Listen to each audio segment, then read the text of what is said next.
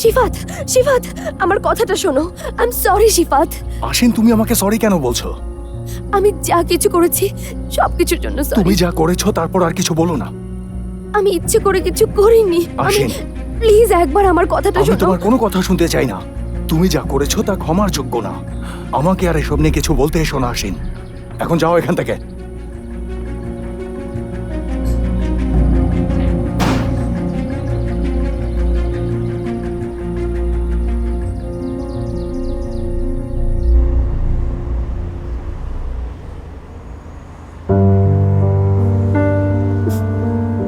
পৃথিবী ভালোবাসে না, ভালোবাসতে সত্যি যদি তাই করতে পারতাম।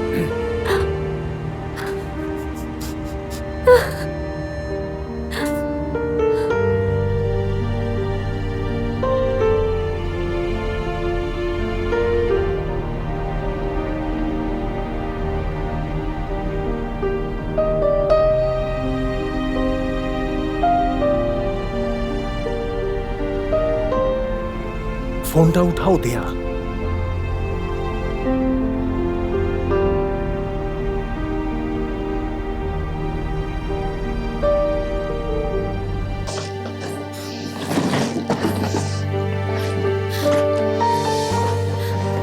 আমি কিসের মধ্যে পড়লাম?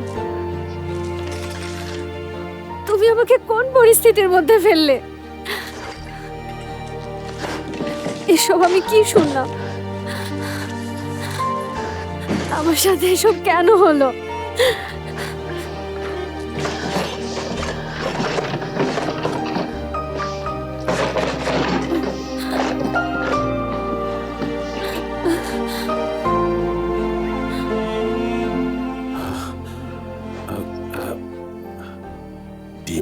ডিভোর্স? তোমার মনে হয় না এটা অতিরিক্ত হয়ে যাচ্ছে? আপনি তো জানেন আমাদের বিয়ে কোনো স্বাভাবিক বিয়ে নয়। তবে চিন্তা করবেন না মিস্টার ফাহমি, সময় মতো আমি আপনার সব ঋণ শোধ করে দেব।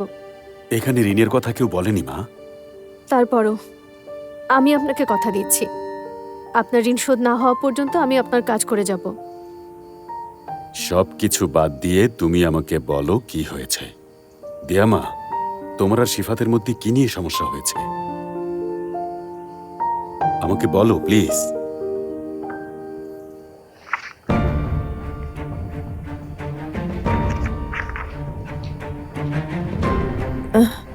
শিফাত, শিফাত হঠাৎ করে এভাবে কোথায় গেল? আশিন, আশিন, তুমি কি কিছু জানো? ওর কি হয়েছে? দিয়া, তোমাদের মধ্যে কি হয়েছে এটা আমি জানতে পারি না? আপনাকে জানানোর মতো কিছু হয়নি, আমাদের মধ্যে মিলছে না। আমি সত্যিটা শুনতে চাই। সিফাত তোমার সাথে কি করেছে? আশা করছি আমি যা বলেছি আপনি তা মেনে নেবেন। ঠিক আছে মা, এই বিষয়টা নিয়ে সিফাতের সাথে আমার কথা বলতে হবে। ও কি চায় তা জানতে হবে। ঠিক আছে, আপনি কথা বলুন। আমি এখন আসছি তাহলে। ঠিক আছে মা, এসো।